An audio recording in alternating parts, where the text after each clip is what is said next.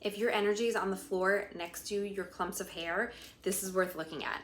Low ferritin gets brushed off way too easily. You'll hear your iron is low, and then the move is immediately just take some iron and then you're done, right? But it's not so cut and dry.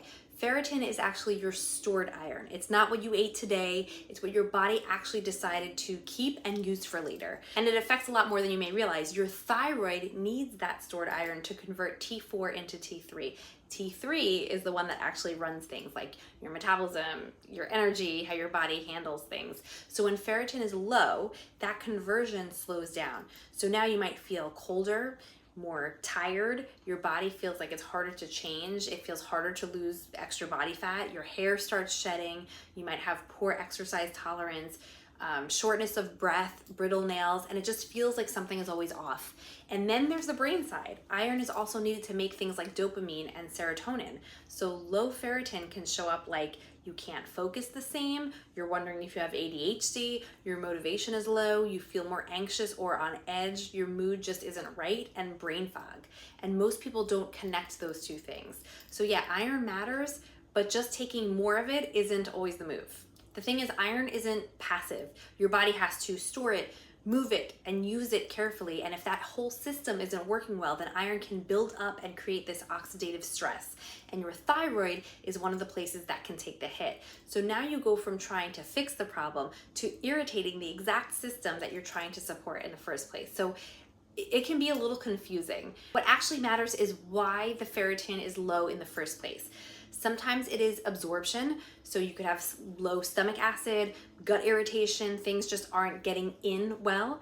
Sometimes you are losing more than you're replacing, so things like heavy periods, training hard, stress, you're just blowing through your resources quicker. Sometimes it's utilization, so you're missing key pieces like copper, vitamin A, B vitamins, or not eating enough protein to actually be able to use that iron properly.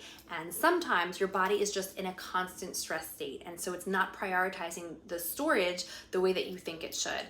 A lot of times it's a mix of some of the above. So instead of just throwing iron at it, you clean up the system around it. You eat enough protein so you can actually support and use that iron. You support your stomach acid so it can be absorbed.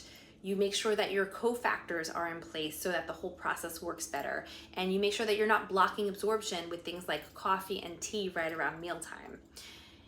And you're not ignoring stress and sleep, because that changes how your body handles all of this.